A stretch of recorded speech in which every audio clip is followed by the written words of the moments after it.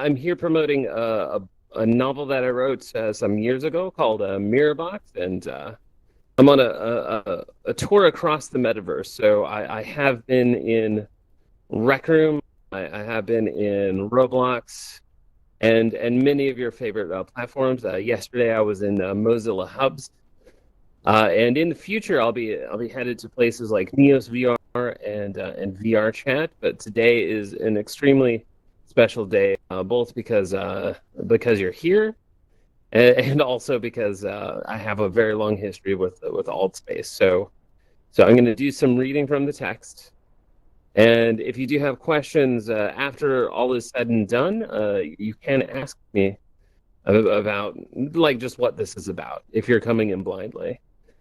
So yeah, if you'll bear with me, I'm going to read a section of the book, which is actually a dream sequence. A dream sequence. It pulls from like different themes within the novel, such as like the relationship to the body as it relates to like bodily injury, and also the existence of malignant spirits, and also like the forces, the unseen forces that impact our life. I understand that's all very vague, but you can treat this sequence that I'm reading about as just like a fully enclosed scene or a short story, like if you prefer. So hope you'll stay throughout. I'm going to lift my head up a bit so I can do the reading. So here goes.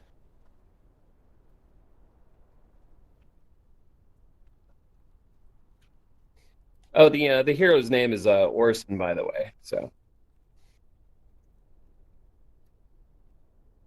as I trounced through the pebble beach, the sun was setting at my back. It was a humble, low-burning sunset that you might not find on any postcards, but the subtle beauty filled me with high spirits. Seagulls were huddled on the small stone, watching the scene, while an arctic breeze tossed my hair and pressed me to button my camel hair coat.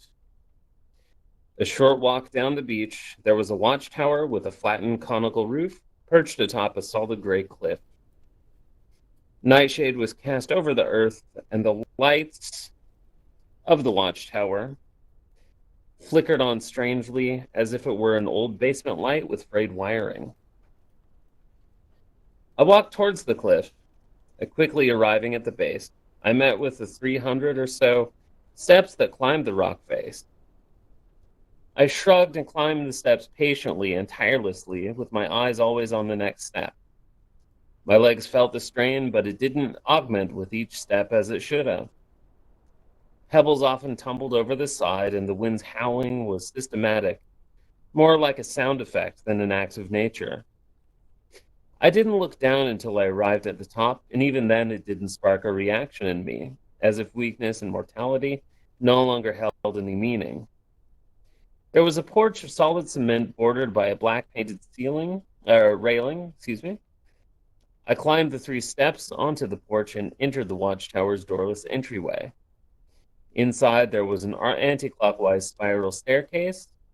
There were just plain grades of cement within indecorous white walls, occasionally interrupted by narrow vertical windows. Even within the staircase, the wind shrilled, but it was only felt physically as a draft. I emerged into the main room, meeting with another sparse decor. From within, the room was square with stone pillars at each corner and glass walls on every side. Like central to the room was the man-sized light that cast a rotating bidirectional beam, like a lethargic ambulance light. The light was encased in a glass tube that stretched from floor to ceiling. It struck me full on the face, and I threw up my arms to protect my eyes. The light seemed to linger on my face as if it were getting acquainted with me. Before my sight returned, I heard a sharp creak near the glass wall facing the sea. Through the blinding stars, I could see the vague outline of a man rising from his chair. A strong, white-haired voice called, come in, lad." After a second, I could make out 2 rocking chairs sitting beside each other. a human wingspan apart. They were turned inward 45 degrees so a person could face their companion and the sea. The old man was smoking a hand-carved pipe, and his tobacco smelled of burnt licorice. His left eye was kept narrower than his right, as if assessing the value of a precious gem, and his bearded chin protruded sharply outward, giving him a passing resemblance to a pelican. Nearing him, I said, "Thank you. It was a long climb." That is, he responded, rocking in his seat. "Were you expecting someone? I see you have an extra chair." "No, I weren't expecting no one in particulars." "Oh, okay." Puffing his pipe, he said, "Oh, always happy to meet an odd traveler, someone passing by who wants to come and share the view." "It is a lovely view." "That is, There was a long pause between statements. "So, what is your job, really?" He sneered like I'd asked the color of the sky, and he said, "I'm the watcher." "Yeah, I understand that, but what do your job responsibilities include?" "Well, first, I make sure no one crashes into the shore.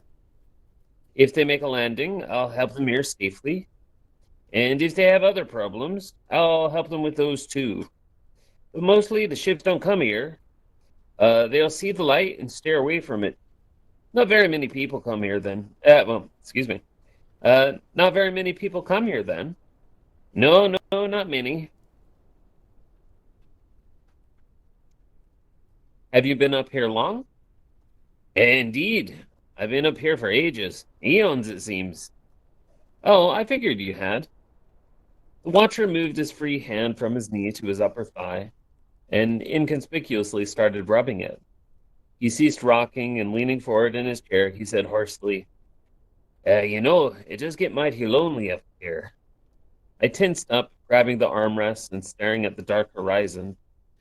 I cleared my throat loudly and suggested, "Well, then maybe you should get a pet." He sneered and leaned back and again rocking softly, or stiffly. "I do. I've got a dog," he said. Pointing with the tip of his pipe, he added, "It's over there." In the corner, there was a frighteningly ugly dog on its side. You couldn't place the breed, but its pointed snout and stumpy legs made it look more like a solid gray Tasmanian devil than a dog. Once my attention was on it, the beast snored audibly and continued doing so. "Mutt," the man called. "Wake up and come over here."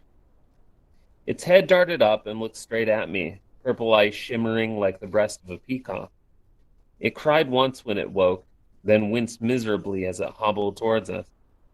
The dog was nursing its right forepaw, tucking its leg inward to keep it from hitting the ground. The beast was obviously in a great deal of pain. When it had limped to my feet, the round-bodied dog sat down, resting the paw tentatively on the ground. "Mutt, say hello to our young friend." I leaned to pat its head, but suddenly the dog arched its neck, narrowed its eyes, and bore its many sharp teeth.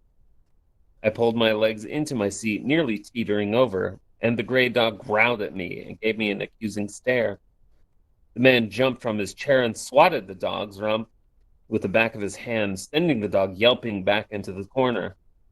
Despite its panic, the dog still lifted its forepaw, keenly aware of its pain. Forgive me for that. Usually a nice dog, but once in a while it gets something up its craw. It's harmless, though. Wouldn't really bite you." I heard a soft growl from the corner. That's fine. He's just startled me a bit. What's wrong with its paw?" "I can't really say. About 2, 3 weeks ago, the damn thing started limping for no reason at all. And day by day, it started getting worse. It doesn't even like to put its foot on the ground no more. If you touch it, the dog screams. So I can't say what's wrong exactly. Maybe it's got bit by a crab or stung by a scorpion, and now it's gun-shy." "Well, maybe you should send it to a therapist." "Yeah, it could do, he answered. We both turned to the view as clusters of stars lit the sky and reflected in the sea along with the waning crescent moon. The watchtower light struck us full on the back every half minute, for those moments nearly drowning us in light. After much delay, I thought about the foolishness of suggesting a pet therapist to a man who works in a watchtower. He probably agreed only to give the impression that he was a responsible owner. The social gap between us suddenly seemed too much. The lead sparks fell softly like 5 illuminated snowflakes, while the sea gave a curved reflection of the purple sparks falling upwards until they met and fizzled in a smoke that was too distant to see. That was it? I asked. The watcher grumbled. No, more's coming. As promised, another one took flight, and then a series of fireworks zigzagged their way through the sky. At different points in altitudes, they burst, some going as far as the horizon, and others exploding loudly overhead. The beam of the lighthouse continued its fixed path across the sky. Its light swallowed the bright sparks wherever they met. There was fixedness about the fireworks, too, as the exploding fireworks were not the multicolored array you might expect, only purple, and they held 5 sparks apiece, looking like an amputee's spider or the digits of a hand. It was no less beautiful for its limited palette, and the reproduced lights burst within the sea brought a sense of unity to a display that would normally be explosive chaos. The old man said, "What do you think?" "It's nice." "That is, Yeah, it's not very colorful, though, is it?" He stopped rocking suddenly, took the pipe from his lips. "What do you mean?" "What do you mean, what do I mean? It's only one color. They're all purple. It's nice, though. Different, but still nice." The watcher leaned back, taking his eyes off me and replacing his pipe. He rocked a little more. I continued. "You'd have to be very precise to get the same color and same number of sparks every time. It's almost pyromancy to make that happen." "Pardon?" "I mean, it would almost take magic to stabilize chaotic elements of a fiery explosion. I imagine the firework manufacturer must have been a highly trained watchmaker in a past life to get that level of consistency." The old man sighed as if he were reading the newspaper and found the market share value of an investment had taken a marginal dip. He said, "Boy, you're might intellectual. I don't understand a bloomin' thing you say, but you're all right." "I'm just explaining that," he interrupted. The booming sky immediately silenced as the watcher stood and cut me off. "Oh, and look at that. The show's over. No sense in talking about it no more, is there?" Now I wonder, how did the fireworks get so far out from the shore? They couldn't have flown that distance, and there aren't any boats floating out there. And who lit them if you're alone in that place? The watcher closed his eyes as if he were stranded on a sailboat in the ocean and praying for wind. He arched his neck forward and puffed deeply from the pipe until it emitted a red glow. Holding the smoke in his lungs, he opened his eyes and rolled them towards me. As he relaxed his jaw, letting smoke rise from his mouth, there was a startling hiss and then a crash against the ceiling. The impact rocked the room and tossed me backwards from my chair, causing me to somersault into the central glass case, banging my head against it. Shocked, frantic, I looked up and saw a crack and charcoal black streak across the ceiling. It hurried to me.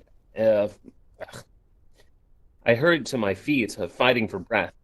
I looked at the old man, the ceiling, the old man, and then the dog. The watcher didn't seem the least bit interested, while the dog stood, gazing at me curiously. It grunted and hobbled out of its corner.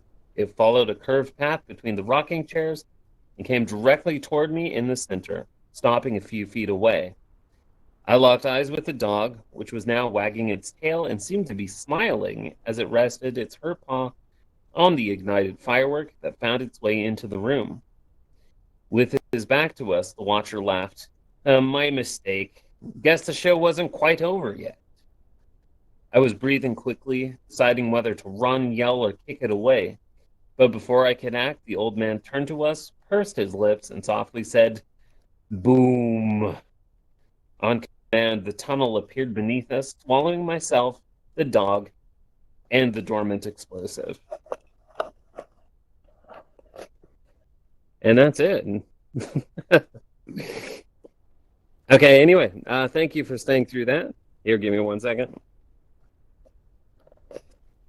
Wait.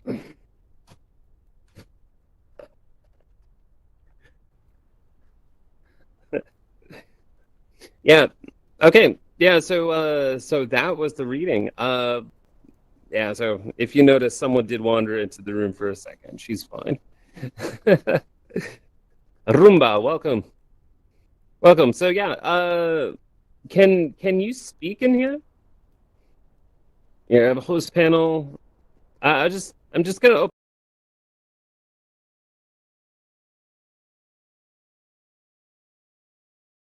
all the mics if you want to say something or ask something. I've never been to Mirrorbox. Is there a reason why you don't sell it on Amazon? Is it I a do sell digital? it on Amazon. Oh, is it a Yeah. digital copy or a hard copy? Both. Ah, Both, yeah. Yeah, some people, I mean, yeah, I've sold both and they both are fine. Like, as far as I know, the deliveries are going well and like it looks nice in print. So you bet. But but so but yeah, the no, name of it's on a lot of retailers. Like if anyone has like anti-Amazon sentiment, there are others as well. mm, But yeah, if you want a hard copy, yeah, just Amazon, which is fine. I tend not to buy hard copies anymore, Oh yeah, but I was just curious. yeah, sure, sure. No, I went through and it's self-published because like this current novel and the tour and the promotion, it's actually working towards a further goal. So I went through an aggregator, like in case you're interested. Like I went through a like an aggregator that sells to basically every retailer out there. Uh, Ah, so like Barnes and Noble would be an alternative, for example. I So see. yeah, but yeah, if you go to the store page, you can see all of those. You can also see the tour page, like to all the places that I'm going. It's like and like each reading has been different. Like sometimes they're pre-recorded. Like yesterday, I was in Mozilla Hubs. Do you know Mozilla Hubs? No, I mostly am in VR these days. Oh, sure, that's VR. Oh, is it? No, I didn't even know about it. Yeah, no, like almost everything is cross-platform these days. Like some are like VR and desktop, and Hubs is one of them. And it's Ah, very easy because it's like yeah, all you need is a link, and you can go there through the browser. But you can also do that in the headset, and then click on the VR button, and you just it's like I was thinking about this today because I got a few complaints that the summary was confusing, like the summary I gave on all the retailers. So I decided that the genre is actually paranormal Bildungsroman. Do you know what a Bildungsroman is? no, but I did catch on that it might be a little bit of paranormal in the reading. Yeah. So it's humorous paranormal Bildungsroman, late stage Bildungsroman, because Bildungsroman is like coming of age. Oh, Like okay. I'll call it coming of age. So like Catcher in the Rye would be a Bildungsroman story. For Mm. example, like talking about all the phonies and stuff. Ugh. Is And the oh, sorry. uh, I just wanted to know, is most of the stuff that goes on in the book, the paranormal aspect, is it the environment or is it what's happening inside of, the character's mind, kind of like what happens in Catcher in the Rye?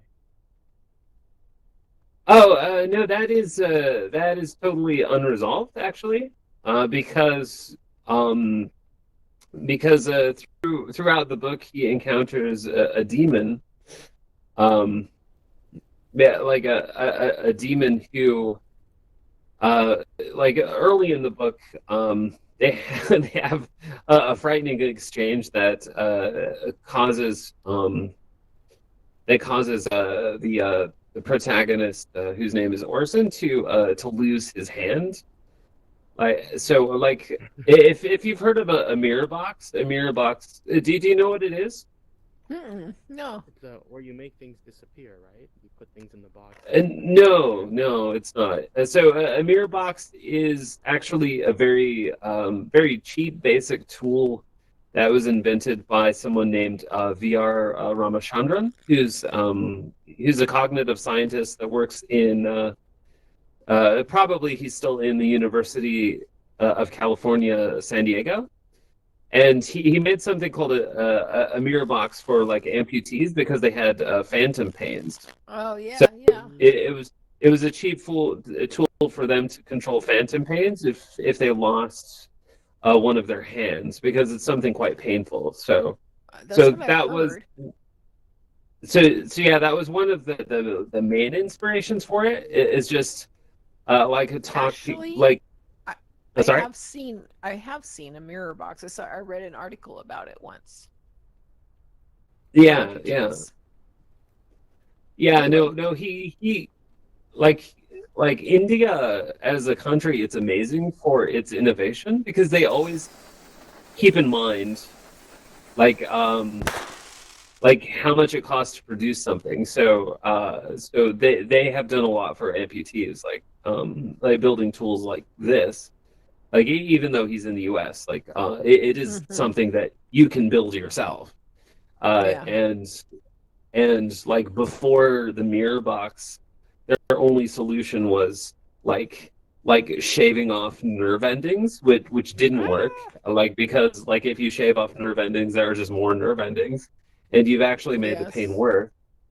Or like, over medicating it. And if you're in the US, you know that you can't just give painkillers forever because then Right. you end up with an opioid crisis. So he made this Yes. tool and and that I found that like very inspiring. Actually, some years later, I went on to get a cognitive science degree, just because I found like a lot of the questions arising from like these phantoms and so forth. I found them such an interesting area to explore. But before getting the degree, I wrote a novel, like just kind of exploring the extremes of what you can do with these very conventional therapies. What what would a crazy person think of this, for example? Mm. So uh, so yeah. So yeah, anyway. So yeah, there is a demon character that appears throughout as like as a secondary character, but Mm. we never learn if he's real. But I kind of push the story arc in the direction of having it as real, but it certainly doesn't have to be. Mm. So yeah, I see. no, yeah. Are you a So no, writer? that was a great question. No. There. I just came Sorry, what in was as that? an audience member. He wanted to know if I was a writer. Are Well, you a he's the writer? writer. He's giving the reading about his book. I'm just like you. Right. Yeah. I've I've just started taking my writing a bit serious because I always wrote little stories for myself. Um, Oh, and they're kind of like abstract and crazy, but I'm like, okay, I want it to be functional to people, like to other people, not just me. So I've yeah. started sharing my writing recently and I joined a creative writing group here on AltVR, and it's a good Oh, is that excuse to right? write every week. Yeah. They meet every Tuesdays. Um, Oh, nice. and yeah, it's just throughout my process, I've been like sharing my writing first with my like lately it's just been with my like close friends and with the writing group, just to kind of Hmm. test like, okay, I know what this is about and I know where this is going, but does the reader have any clue or do they just feel lost? And I'm trying to gauge the general reception to my stories because like I told you, I tend to be on the more abstract, discrete end of things, you know. Yeah. So Yeah, I'm Yeah. I So what I is like it? the What is idea your of it process becoming a though? writer. What is Process your for process writing. though? Yeah. No, like for like building a story. So I tend I tend to either read a prompt or think of a scenario, and Uh-huh. I have like a jar of insane ideas. So I try to fuse the ideas with the everyday scenario, and it kind of turns into some kind of absurd, dreamlike narrative.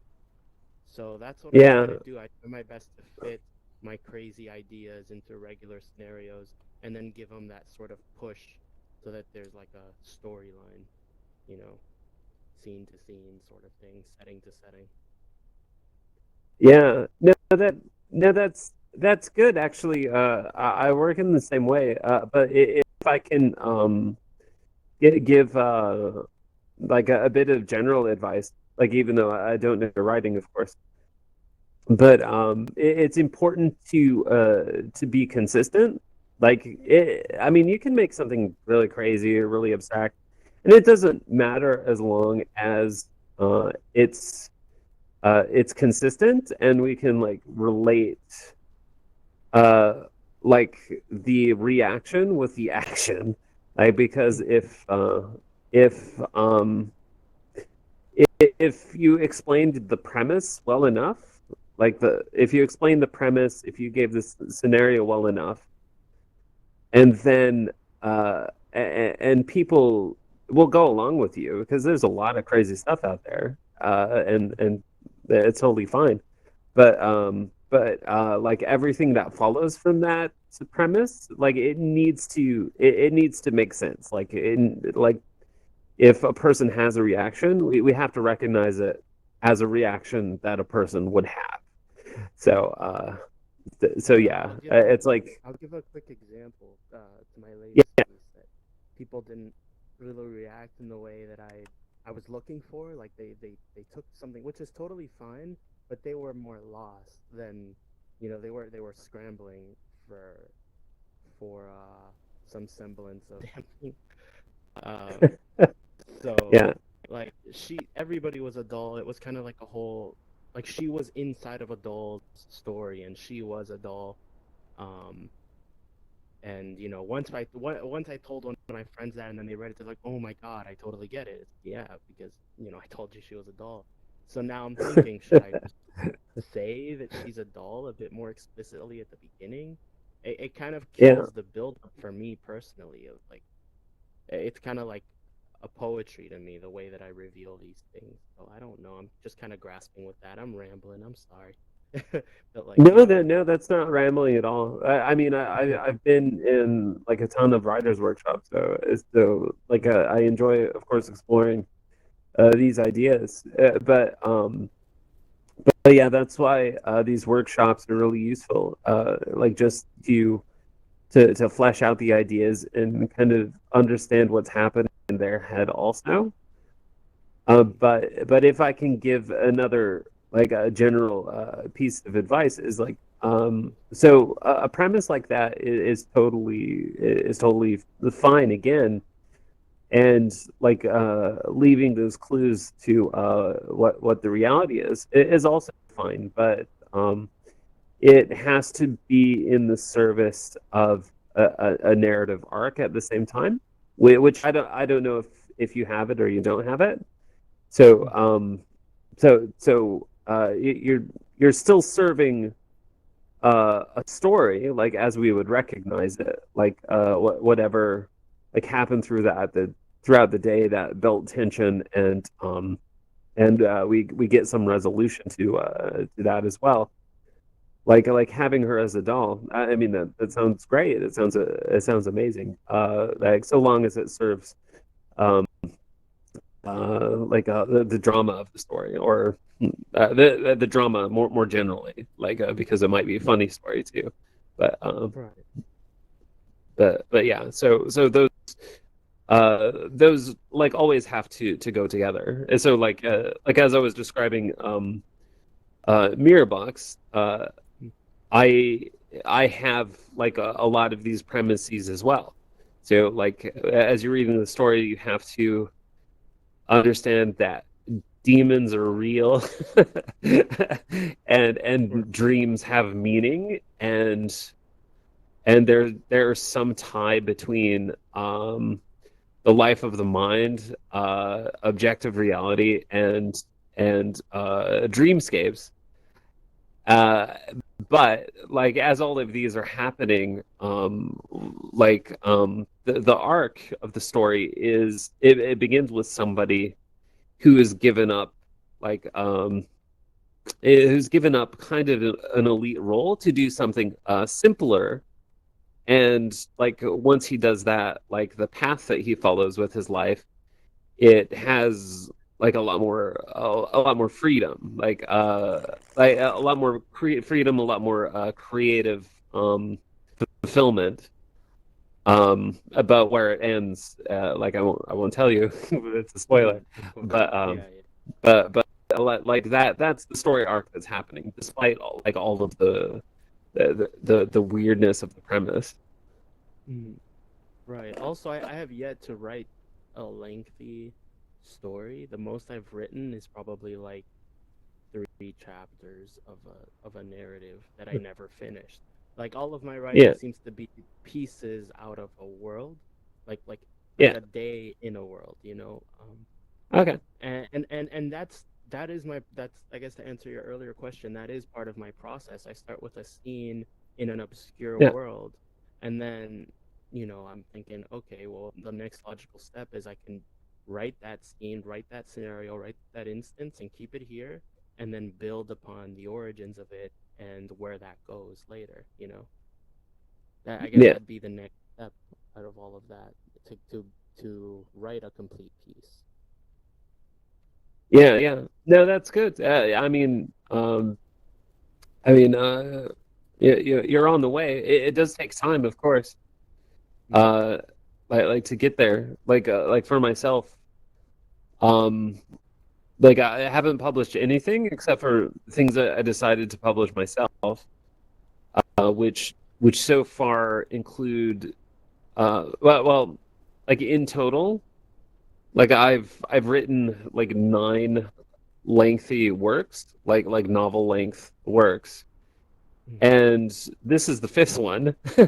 Mhm. the the first 4 novels that I've written, full length novels, took me forever to write Wow. them, and I will never publish them. so Is there a reason why the you, if I may ask, why you would never publish those pieces? no, I I would be tempted to for the third one because it was so humorous. Like the first one was clearly just for practice. Like Hmm. and like the things that satisfy me, they clearly wouldn't satisfy anybody else. The second one was short story collection, and I broke those up, and some of them like they're worth going to like this or that journal, but I wouldn't keep it as a collection. The third one is like complete humor, and that might be fine. The fourth one I think needs work. I think needs work before it becomes anything. And then this is the fifth, and it was the one that I really liked at the time. I still like it. I think it holds up, so it's good. And then I'm the curious eighth about one. something. Oh, sorry. I'm sorry to interrupt. I'm just like something stuck with me what you said. You're like, oh, nobody. It would be interesting to nobody but me. Like what? I guess what gives you the right to say that? And you know, in a way, Well, like fair enough. Fair how enough. dare you? Not I'm joking, but like what makes you feel that way, and that's the truth. Yeah, no, fair enough. No, it's just no, I guess I'm relying on like what I know about writing. Typically, it's like to talk about my own aesthetic history. Like I can think of a lot of things that I enjoyed when they first came out, like these kind of edgy cartoon series and things that were very niche once upon a time, but they found like a really strong following over the years, and I've always been kind of an early adopter. So I've learned to like trust my aesthetic. I trust that the things that I like will find an audience. So like when I go for certain works of mine, if I really like something, then I trust that like people will come around, like people will come around and kind of share my interest in that. But I can't say that for everything that I've written. Like because I've read them again and I was like, oh, that's cute and it has like some value, but like as a whole, it's not like I can't say I would want other people to see this. So So it's like so your yeah, own standards is what prevents you yeah, from yeah. putting it out. Okay. Yeah, because like if you're going to be a career writer or even a part-time writer, like you need to decide like what you would like to keep writing. And it's like the first one, I wouldn't want to write another story like that. Um but this one, yeah, it actually the other one that I published was a science fiction one, which I liked a lot. I really liked a lot, and then the most recent one that I've written, it took me 10 years to write, and that one, like either I find a publishing house or nobody ever sees it. Right. like like